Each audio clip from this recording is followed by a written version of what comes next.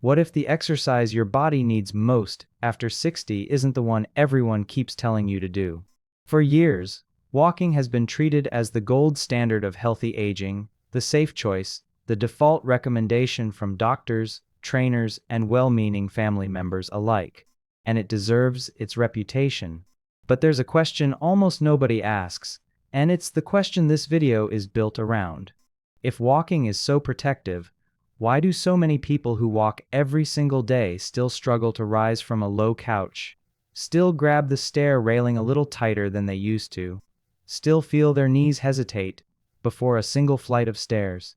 That contradiction is not a coincidence, and understanding why it happens could change how you think about strength, independence, and the years ahead. Let's start with something your body is doing right now, whether you notice it or not. Somewhere around the age of 30, human muscle mass begins a slow, quiet decline. It doesn't announce itself. There's no single dramatic moment where strength disappears. Instead, it erodes gradually, year after year, in a process researchers call sarcopenia. By the time most people reach their 60s and 70s, they may have lost a meaningful percentage of the muscle they once had, and with it, a portion of the power, balance, and stability that muscle once provided. This isn't a flaw in your body. It's a biological reality of aging tissue, and it happens to nearly everyone to some degree. The real question isn't whether it happens. It's whether you're doing anything to slow it down. Here's where walking, despite its many genuine benefits, starts to reveal its limits. Walking is what exercise physiologists call a horizontal, low-load movement. Your body is essentially propelling itself forward across a flat plane, using a relatively narrow band of muscles in a repetitive, low-resistance pattern. It's wonderful for your heart. It supports circulation, helps regulate blood pressure, lifts mood through the release of endorphins, and keeps your joints lubricated through gentle, consistent motion. None of that is in dispute. But walking was never designed, biologically speaking, to place significant demand on the muscles that let you rise against gravity, stabilize your hips, or catch yourself when you stumble. Those are entirely different movement patterns, and they require an entirely different kind of training. This is the piece of the puzzle that so often gets missed. Cardiovascular fitness and functional strength are not the same thing, even though we tend to lump them together under the single word, exercise. You can have a strong heart and weak legs. You can walk 3 miles and still find it difficult to stand up from a low chair without pushing off with your hands. If that sounds familiar, it's not a personal failure. It's simply the predictable outcome of relying on one type of movement to do a job it was never built for. So what does the body actually need? Increasingly, researchers studying healthy aging point to something called functional strength, the kind of strength used in the ordinary, unglamorous movements of daily life. Standing up, sitting down, lifting a bag of groceries, recovering your balance after a misstep. These movements depend heavily on a handful of major muscle groups: the quadriceps at the front of the thigh, the glutes that stabilize the hips, the deep core muscles that keep your spine supported, and the muscles of the lower back that hold your posture upright. When these muscles are strong, ordinary life feels light. When they weaken, even simple tasks begin to feel like small negotiations with your own body. This is where one deceptively simple movement enters the picture, a movement so familiar that most people never think to call it exercise at all. Standing up from a chair and sitting back down again, under control. It's called the sit-to-stand movement, or more commonly, the chair squat, and it may be one of the most quietly powerful tools available for maintaining independence later in life. It doesn't look impressive. There's no equipment, no gym, no dramatic transformation photo waiting at the end of a workout. But look closer, and you'll find that this single motion recruits nearly every major muscle group responsible for keeping older adults mobile, balanced, and self-sufficient. Think for a moment about how often you actually perform this movement in an average day, whether you realize it or not. Getting out of bed, rising from the dinner table, standing up from the car. getting off the toilet, lifting yourself from a low armchair. Each of these is, biomechanically, a chair squat, which means every time you struggle with one of these moments, you're getting direct feedback about the state of your functional strength, feedback that walking on its own may never fully address. There's a reason physical therapists lean on this exact movement in rehabilitation settings around the world. It mirrors real life almost perfectly, while remaining one of the safer ways to build strength, because the chair itself acts as a built-in safety net. If your legs give out partway through, you simply sit back down. There's no barbell to drop, no machine to get tangled in, no risk of falling from height. This makes it uniquely accessible, even for someone who hasn't done a structured workout in years, or perhaps ever. Let's walk through what a well-performed chair squat actually looks like, because form matters more than intensity here. Begin seated toward the front edge of a sturdy, stable chair, feet flat on the floor and roughly shoulder-width apart. Keep your chest lifted and your gaze forward rather than down. Hinge slightly forward from the hips, as though you're about to bow, and then press firmly through your heels to rise to standing.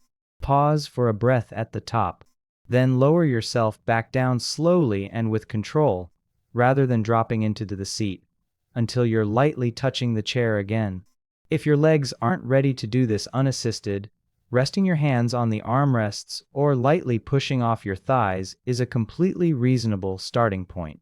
Strength is built in layers, and reducing your reliance on your hands over time is itself a meaningful marker of progress. What's happening inside your body during this seemingly modest movement is more sophisticated than it appears. As you push through your heels, your quadriceps and glutes generate the primary force needed to overcome gravity. Simultaneously, your core muscles engage to keep your torso stable, and small stabilizer muscles around your hips and ankles fire continuously to keep you from tipping side to side. This is, in essence, a full-body coordination exercise disguised as something you already do dozens of times a day. And because it demands that your nervous system and muscular system communicate quickly and precisely, it also trains something less obvious, but equally important: neuromuscular coordination, the brain-to-muscle signaling that tends to slow down with age, and that plays a major role in reaction time and fall prevention. Falls, incidentally, deserve a moment of honest attention here, because they sit at the center of why this conversation matters so much. Falls remain one of the leading causes of injury among older adults worldwide, and the fear of falling can quietly shrink a person's world long before an actual fall ever happens. People avoiding stairs. They stop going for walks on uneven ground. They decline invitations that involve unfamiliar environments. This isn't weakness of character. It's a rational response to a body that no longer feels fully trustworthy. But here's the encouraging part. Balance is not a fixed trait handed to you at birth and slowly withdrawn with age. It's a trainable skill. Every time you perform a controlled sit-to-stand movement, you're rehearsing the exact muscle recruitment patterns and weight-shifting skills your body relies on to catch itself during a stumble. In a very real sense, you're practicing not falling. There's also a common concern worth addressing directly, because it stops many people before they even begin: the worry that squatting movements might harm the knees. This fear is understandable but often based on an incomplete picture. When performed with proper form and within a comfortable range of motion, this type of movement can actually support knee health rather than threaten it, because the muscles surrounding the joint, particularly the quadriceps, act as shock absorbers, distributing force away from the cartilage and ligaments themselves. Weak muscles around a joint tend to place more strain on that joint, not less. Strengthening them, gradually and sensibly, is one of the more evidence-supported approaches used in physical therapy for exactly this reason. As always, working within a pain-free range and progressing gradually matters more than pushing intensity. Now consider the cardiovascular angle, because strength training and heart health are far less separate than most people assume. Performing several repetitions of this movement elevates heart rate, increases circulation, and demands oxygen delivery to working muscles, much like a short burst of moderate exercise. Over time, this can contribute to improved stamina, more efficient oxygen use, and better overall endurance, complementing rather than replacing the cardiovascular benefits that walking already provides. This is worth pausing on. The two forms of movement aren't in competition. Walking trains your endurance systems. Strength-based movement trains your structural systems. One without the other leaves a gap, and it's often the strength piece that quietly goes missing as people age, simply because walking feels more familiar and more socially normalized as the exercise for older adults.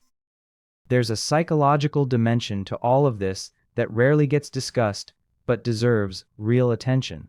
Confidence in movement is not just a byproduct of physical capability, it actively shapes behavior. When someone feels uncertain about their balance or strength, they move more cautiously, more rigidly, often in ways that paradoxically increase fall risk rather than reduce it, because fluid, natural movement requires a degree of relaxed trust in your own body. As functional strength improves, that trust tends to return, and with it, a more natural, confident way of moving through the world. People often describe this less in terms of measurable strength and more in terms of feeling, a sense of ease getting up from the floor, a willingness to take the stairs instead of searching for an elevator, a quiet relief in no longer bracing for every uneven sidewalk. None of this requires an extreme time commitment, which may be the most encouraging part of the entire picture. Unlike many exercise recommendations that ask for lengthy structured sessions, meaningful progress with this movement can begin with just a handful of repetitions performed consistently, sometimes in as little as a few minutes a day. The research on habit formation consistently points to the same conclusion: consistency outperforms intensity, especially in the early stages. Attaching a small set of chair squats to an existing daily habit, brushing your teeth, waiting for coffee to brew, watching the news, gives the behavior a natural trigger and makes it far more likely to stick than relying on willpower alone. Breathing plays a quiet but important supporting role here too, something often overlooked in casual exercise advice. Exhaling as you rise and inhaling as you lower yourself helps stabilize the core and prevents the kind of breath holding that can spike blood pressure unnecessarily during effort. It's a small detail, but small details accumulate into safer, more sustainable practice over time. As strength builds, and it often builds faster than people expect, the movement can be gradually made more demanding without adding any equipment at all. Slowing the descent to 3 or 4 seconds instead of dropping quickly increases the time muscles spend under tension, which is one of the primary drivers of strength adaptation. Pausing just above the seat before sitting forces stabilizing muscles to stay engaged a little longer. These are small adjustments, but they reflect a broader principle in exercise science. The body adapts to demand, and demand can be increased thoughtfully, at whatever pace feels appropriate for the individual. Zoom out and a clearer picture starts to form. Walking and functional strength training aren't competing philosophies of healthy aging, they're complementary pillars, each addressing something the other doesn't fully cover. One supports the heart and the mind. The other supports the muscles, joints, and nervous system responsible for staying upright, staying balanced, and staying capable of living life on your own terms. Research examining sit-to-stand performance consistently links it with broader measures of mobility, independence, and long-term functional health, often more strongly than step count alone. That's a striking finding, considering how much cultural attention step counts receive compared to something as simple as how easily a person can rise from a chair. Perhaps the most important idea in all of this is one that's easy to overlook. The body remains adaptable at every stage of life. Muscle tissue, even in someone in their 70s or 80s, responds to consistent, appropriate demand. This isn't about chasing the fitness of youth or aiming for dramatic transformation. It's about giving your body ongoing reasons to maintain the capabilities it already has, and in many cases, to rebuild capabilities that quietly faded through years of underuse, rather than any irreversible decline. So here's a small, honest question to sit with. Not tomorrow's routine, not next month's goal, just today. How many times could you rise from a chair right now, slowly, with good form, paying attention to how your legs, your balance, and your breath respond? That single, unremarkable action, repeated with intention, is not a minor habit. It's a quiet form of insurance for your future mobility, one repetition at a time. And maybe that's the real shift worth taking from all of this. Strength later in life isn't built in dramatic moments. It's built in the ordinary ones, the ones that were already happening, right in front of you, waiting to be noticed.